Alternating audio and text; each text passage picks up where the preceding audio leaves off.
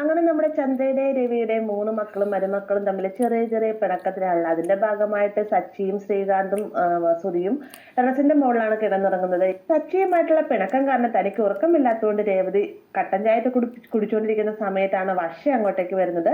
വർഷയ്ക്ക് തൊട്ടു പിന്നാലെ എന്നെ ശ്രുതിയും അങ്ങോട്ടേക്ക് വരുന്നുണ്ടല്ലോ. അങ്ങനെ 3 പേരും വിശേഷങ്ങളും കാര്യങ്ങളൊക്കെ പറഞ്ഞുകൊണ്ടിരിക്കുന്ന സമയത്ത് വർഷ പറയുകയാണ്, എന്തായാലും നമ്മൾ 3 പേര് ഭർത്താക്കന്മാർ പിണങ്ങിയിരുന്ന നന്നായി. അതുകൊണ്ടാണ് നമുക്കിടയിൽ ഇങ്ങനെ ഒരു ബോണ്ടിങ് ഉണ്ടായത്.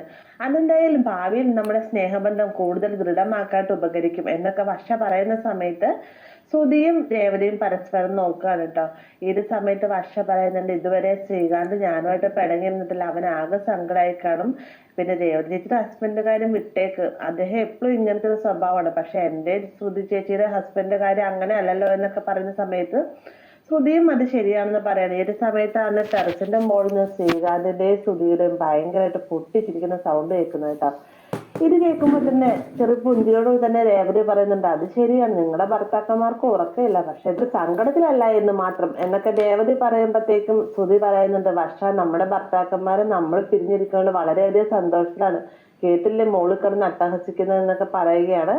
പിന്നീട് കാണിക്കുന്ന നേരം പുലരുന്ന സമയത്ത് ഹാളിൽ നിന്ന് ചായ കുടിച്ചോണ്ടിരിക്കുകയായിരിക്കും രവി. ഈ ഒരു സമയത്ത് ചന്ദ്ര രേവതി ചായ എന്ന് പറഞ്ഞിട്ട് വരുന്ന സമയത്ത്, ചായ കുടിക്കണമെങ്കിൽ നീ അടുക്കളയിൽ പോയി എടുക്കണം, രേവതി പൂക്കടയിലേക്ക് പോയിരിക്കുകയാണെന്ന് പറയുമ്പോഴത്തേക്കും അവള് പൂക്കട തുറന്ന പിന്നെ ഈ വീട്ടിൽ ഒരു പണിയും ചെയ്യുന്നില്ല എന്ന് ചന്ദ്ര പറയുകയാണ്. ഇത് കേൾക്കുമ്പോഴത്തേക്ക് രവി പറയുന്നുണ്ട്, ഈ വീട്ടിലെ പണി തീർക്കുന്നില്ല എന്ന് ആരാ പറഞ്ഞത്, പുറത്ത് ജോലിക്ക് പോകുന്ന കൂട്ടത്തിൽ തന്നെ ഇവിടത്തെയും ജോലി എല്ലാം തന്നെ രേവതി ചെയ്ത് തീർത്തിട്ടാണ് പോകുന്നത്. അല്ല, രേവതി മോള് തന്നെ ചെയ്യണമെന്നത് ഇത്ര നിർബന്ധം, നിനക്ക് ബാക്കി 2 മരുമക്കളും കൂടി ഇല്ലേ എന്ന് ചോദിക്കുമ്പോഴത്തേക്കും അവരൊക്കെ പുറത്ത് ജോലിക്ക് പോകുന്നതല്ലേ, അവരെ കൊണ്ടൊക്കെ ഇങ്ങനെ ജോലി ചെയ്യാൻ പറ്റുമോ എന്ന് ചന്ദ്ര ചോദിക്കാറുണ്ട്. ഇത് കേൾക്കുമ്പോഴത്തേക്കും പുറത്ത് ജോലിക്ക് പോകുന്നത് തന്നെയാണ് രേവതി, എന്നിട്ട് രേവതി ജോലികളൊക്കെ ചെയ്യുന്നുണ്ടല്ലോ, അത് പോട്ടെ, നിനക്ക് ഇവിടെ എന്താ ജോലി, നിനക്ക് ചെയ്യാവുന്ന ജോലിയൊക്കെ ഇവിടെ ഉള്ളൂ എന്നൊക്കെ രവി പറയുകയാണ്. അപ്പൊ ഇവരെ ഇങ്ങനെ സംസാരിച്ചുകൊണ്ടിരിക്കുന്ന സമയത്താണ് ശ്രുതി ടെറസിൽ നിന്ന് ഇറങ്ങി വരുന്നത് കേട്ടോ. ഈ ഒരു കാഴ്ച കാണുമ്പോഴത്തേക്കും ചന്ദ്ര വേഗം അതിശയത്തോടെ തന്നെ ശ്രുതിയോട് ചോദിക്കുന്നത്, എന്ത് പറ്റി, നീ എന്റെ ഇന്നലെ ടെറസിലാണോ കണ്ടതെന്ന് ചോദിക്കുമ്പോഴത്തേക്കും, ഇന്നലെ ഞാൻ ടെറസിലാണമേ കടന്നത്, ശരിയെന്ന് ഞാൻ പോയി ഫ്രഷ് ആവട്ടെ എന്നും പറഞ്ഞുകൊണ്ട് ശ്രുതി ഒന്നും മിണ്ടാതെ തന്നെ അകത്തേക്ക് കയറി പോവാണ് കേട്ടോ. അപ്പൊ ഇന്നലെ രാത്രി ശ്രുതിയും പിണങ്ങിയാണ് കടന്നത്, അതുകൊണ്ടാണ് ഒരാൾ ടെറസിന്റെ മുകളിൽ കടന്നതെന്നുള്ള കാര്യം ചന്ദ്രയ്ക്ക് മനസ്സിലാവാണ്. അതുകൊണ്ട് തന്നെ ആകെ ടെൻഷനിലാണ് ചന്ദ്ര. ഈ ഒരു കാഴ്ച കാണുമ്പോൾ രവി ചോദിക്കുന്നുണ്ട്, നിനക്ക് എന്താ പറ്റിയ ചന്ദ്ര എന്ന് ചോദിക്കുമ്പോഴത്തേക്കും, കണ്ടില്ലേ മക്കള് തമ്മിൽ എന്തോ പ്രശ്നം ഉണ്ടായിട്ടുണ്ട്, അതുകൊണ്ടല്ലേ ശ്രുതി മോളിൽ നിന്ന് ഇറങ്ങി വന്നത് എന്നൊക്കെ പറയാണ് കേട്ടോ. അവര് തമ്മിൽ എന്തെങ്കിലും പ്രശ്നം ഉണ്ടെങ്കിൽ അത് അവര് തമ്മിൽ തീർത്തണം, നീ എന്നെ തിരപ്പെടാൻ നിൽക്കണ്ട എന്നൊക്കെ രവി പറയുകയാണ്. ശ്രുതി റൂമിലേക്ക് ചെല്ലുന്ന സമയത്ത് ശ്രുതി ലാപ്ടോപ്പിൽ നോക്കി കണക്കും കാര്യങ്ങളൊക്കെ നോക്കിക്കൊണ്ടിരിക്കുക കേട്ടോ. വന്ന ഉടനെ തന്നെ പരസ്പരം രണ്ടുപേരും നോക്കുന്നുണ്ടെങ്കിൽ ഒന്നും തന്നെ മിണ്ടുന്നില്ല. ശ്രുതി വേഗം തന്നെ ബാത്റൂമിൽ കയറി ഫ്രഷ് ആയിട്ട് പുറത്തേക്ക് ഇറങ്ങി വരികയാണ് കേട്ടോ. ഈ ഒരു സമയത്ത് ടെൻഷൻ താങ്ങാനാവാതെ ചന്ദ്ര ശ്രുതിയുടെ റൂമിന്റെ ഡോറിൽ തട്ടുകയാണ്. ശ്രുതി എന്ന് ഡോർ തുറക്കുന്ന സമയത്ത് മോൾ എന്ത് ചെയ്യായിരുന്നു ചോദിക്കുന്ന സമയത്ത്, ഞാൻ കണക്കും കാര്യങ്ങളും നോക്കുകയായിരുന്നു ആന്റി, എന്താ എന്ന് ചോദിക്കുമ്പോഴത്തേക്കും, എന്തെങ്കിലും പ്രശ്നം നിങ്ങൾക്കിടയിലുണ്ടോ എന്ന് ചോദിക്കുന്നുണ്ട്. ഒന്നുമില്ല ആന്റി, ആന്റിക്ക് തോന്നിയതായിരിക്കും, ഞാൻ കണക്കുകളൊക്കെ തീർക്കട്ടെ എന്നും പറഞ്ഞുകൊണ്ട് ഡോർ പൊട്ടി അകത്തേക്ക് ചില്ലുകയാണ് കേട്ടോ. എന്നാൽ ഇരുവരുടെ ഇടയിൽ എന്തെങ്കിലും ഒരു പ്രശ്നം ഉണ്ടെന്നുള്ള കാര്യം നമ്മുടെ ശ്രുതിയുടെ ഫേസിലേക്ക് നോക്കുമ്പോൾ ചന്ദ്രയ്ക്ക് കാര്യം മനസ്സിലാവുകയാണ്.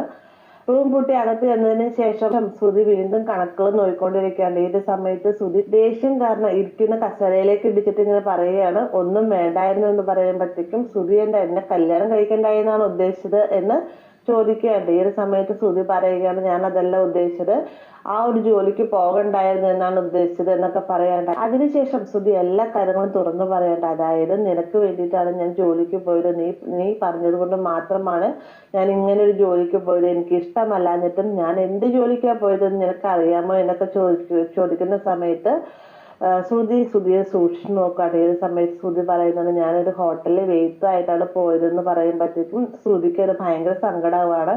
ശ്രുതി വേഗം തന്നെ ശ്രുതിയുടെ അടുത്തുനിന്ന് പറയുന്നുണ്ട്, വെയിറ്ററായിട്ട് ജോലി ചെയ്യുന്ന എന്തിനാ ശ്രുതി നിങ്ങൾ ജോലിക്ക് പോയെന്നൊക്കെ ചോദിക്കുന്ന സമയത്ത്, നീ കാരണമാണ് ഞാൻ അങ്ങനെ ജോലിക്ക് പോയത്, അന്ന് നീ പറഞ്ഞില്ലേ ജോലിയൊന്നും കിട്ടാതെ ഇങ്ങോട്ടേക്ക് വരരുന്നത്, ഒരൊറ്റ ദിവസം കൊണ്ട് എവിടെ നിന്ന് എനിക്ക് ജോലി കിട്ടുന്നത്, അതുകൊണ്ടാണ് ഞാൻ ഇങ്ങനൊരു പണിക്ക് പോയതെന്നൊക്കെ പറയുന്ന സമയത്ത് ശ്രുതിയോട് ഞാൻ പറഞ്ഞു ഇങ്ങനൊരു പണിക്ക് പോകേണ്ട, ശ്രുതിയുടെ ക്വാളിഫിക്കേഷൻ അനുസരിച്ച് നല്ല ജോലി നേടിയെടുക്കണമെന്നാണ് ഞാൻ പറഞ്ഞത് എന്നൊക്കെ ശ്രുതി പറയുന്നുണ്ടെങ്കിലും ശ്രുതി പറയുകയാണ്, ഇനി ഞാൻ ആരുടെ വാക്ക് കേൾക്കാനല്ല മറ്റുള്ളവരുടെ വാക്ക് കേട്ട് ജീവിച്ചിട്ടാണ് എന്റെ ജീവിതം ഇങ്ങനെ ആയിരുന്നൊക്കെ പറയുന്നത് കേൾക്കുമ്പോഴത്തേക്കും മറ്റുള്ളവരെന്ന് ഉദ്ദേശിച്ച് എന്നെ ആയിരിക്കുമല്ലോ. ഞാൻ ശ്രുതിയുടെ ഒരു കാര്യത്തിൽ നിന്ന് ഇടപെടാൻ നിൽക്കുന്നില്ല.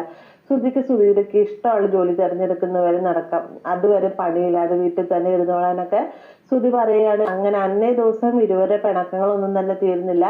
ഈ ഒരു സമയത്ത് ചന്ദ്ര താഴത്തേക്ക് വന്നിട്ട് രവിയോടായിട്ട് പറയുന്നുണ്ട്, എന്തോ ഒരു വലിയ കാര്യം തന്നെ ശ്രുതിയുടെയും ജീവിതത്തിൽ ഉണ്ടായിട്ടുണ്ട്.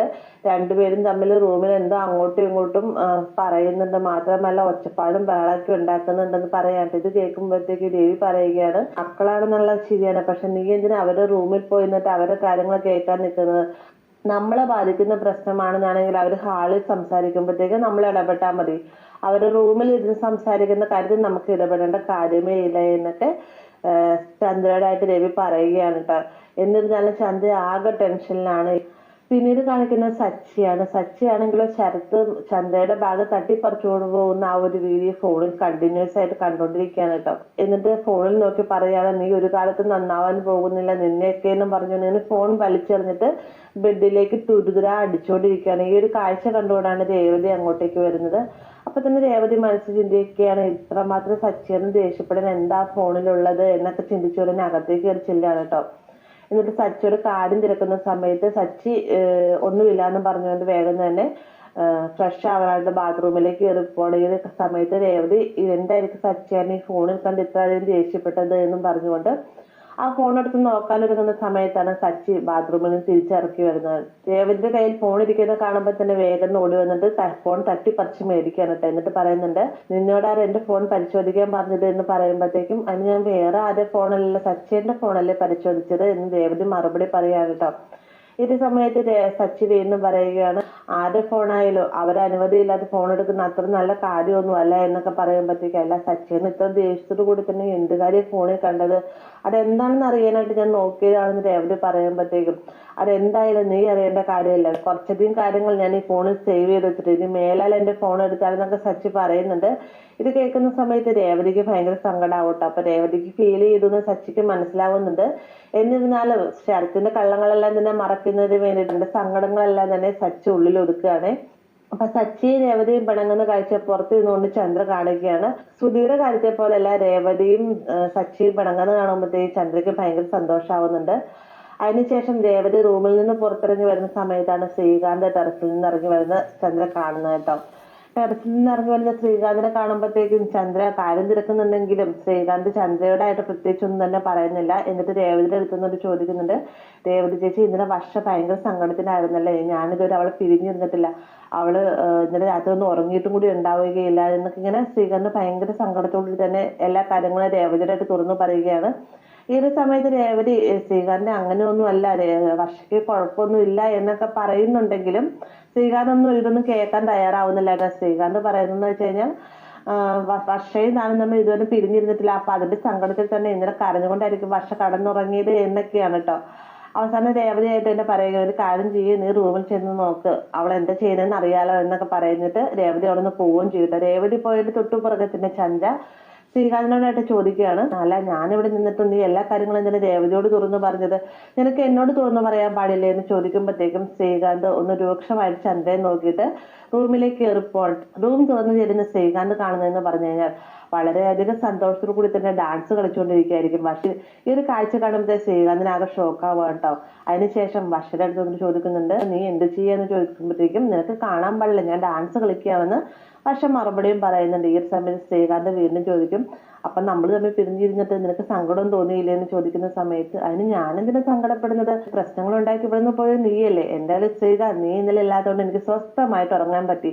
നമ്മുടെ മുറി കിടക്കുന്ന ഒരു ചെറിയ കട്ടിലില്ലേ, ആ ഒരു കട്ടിലിന്റെ മുക്കാ ഭാഗം നീ എടുത്തു കഴിഞ്ഞാൽ പിന്നെ എനിക്ക് മര്യാദയ്ക്ക് കടന്നുറങ്ങാൻ പോലും സാധിക്കുന്നില്ല. പക്ഷെ ഇന്നലെ ഞാൻ നല്ല രീതിയിൽ തന്നെ കടന്നുറങ്ങി, അങ്ങോട്ടും ഇങ്ങോട്ടും എനിക്ക് ഇഷ്ടമുള്ള രീതിക്ക് വല്ലതും കടന്നുറങ്ങാമായിരുന്നു എന്നൊക്കെ വർഷ പറയുമ്പോഴത്തേക്കും ശ്രീകാന്ത് ചോദിക്കുകയാണ്, അപ്പോൾ ഞാനില്ലായിരുന്നിട്ട് നിനക്ക് ഒന്നും തോന്നിയില്ല വർഷാന്ന് ചോദിക്കുമ്പോഴത്തേക്കും, എന്ത് തോന്നാണ് ശ്രീകാന്ത്, നീ നിന്റെ ഇഷ്ടത്തിനല്ല ടെറസിന്റെ മുകളിലേക്ക് പോയി കിടന്നത്, അല്ലാതെ നമ്മൾ തമ്മിൽ അത്ര വലിയ പിണക്കങ്ങളും കാര്യങ്ങളും ഒന്നും ഉണ്ടായില്ലല്ലോ എന്ന് വർഷ ചോദിക്കുന്ന സമയത്ത്, നമ്മുടെ ജീവിതത്തിൽ പ്രശ്നങ്ങൾ ഉണ്ടാക്കുന്ന നിന്റെ അമ്മയാണ്, നിന്റെ അമ്മയോട് ഇനി നമ്മുടെ ജീവിതത്തിൽ ഇടപെടാൻ വരരുതെന്ന് പറയണമെന്നൊക്കെ പറയുമ്പോഴത്തേക്കും, ഓ ശ്രീകാന്തിന്റെ അമ്മ നല്ലതാണല്ലോ എന്ന് വർഷ മറുപടി പറയുകയുണ്ട്. ഇത് കേൾക്കുമ്പോഴത്തേക്ക് ശ്രീകാന്ത് പറയുന്നുണ്ട്, എന്തായാലും എന്റെ അമ്മ നിന്നോടൊരു പിണക്കത്തിനും വരാറില്ല, നിന്നെ നല്ല രീതിയിൽ തന്നെയാണ് അമ്മ നോക്കുന്നത് എന്ന് പറയുമ്പോഴത്തേക്കും, പ്രശ്നക്കാരി അപ്പൊ എന്റെ അമ്മയാണല്ലോ, ഒരു കാര്യം ചെയ്യാം, ഞാൻ വീട്ടിൽ ചെന്നിട്ട് അമ്മ കടന്നുറങ്ങുന്ന സമയത്ത് അമ്മയുടെ മുഖത്തേക്ക് തലയിൽ എടുത്ത് വെക്കാം, പിന്നീട് അമ്മേനെ കൊണ്ട് യാതൊരു പ്രശ്നങ്ങളും ഉണ്ടാവുകയില്ലല്ലോ എന്നൊക്കെ കളിയാക്കുന്ന രീതിക്ക് വർഷ സംസാരിക്കുമ്പോഴത്തേക്കും, ഞാൻ അങ്ങനെയല്ല വർഷ പറയും, നമ്മുടെ കുടുംബകാര്യത്തിൽ നിന്റെ അമ്മ ഇടപെടരുത് എന്ന് മാത്രമാണ് ഞാൻ പറഞ്ഞത് എന്ന് പറയുമ്പോഴത്തേക്കും, അതെങ്ങനെ പറയാൻ പറ്റും ശ്രീകാന്ത്, അമ്മയുടെ മോളല്ലേ ഞാൻ, അതുകൊണ്ട് തന്നെ നമ്മുടെ ജീവിതത്തിൽ എന്റെ അമ്മ ഇടപെടുക തന്നെ ചെയ്യുമെന്നൊക്കെ വർഷ വാശിയോട് കൂടി തന്നെ പറയാട്ടെ. ഇത്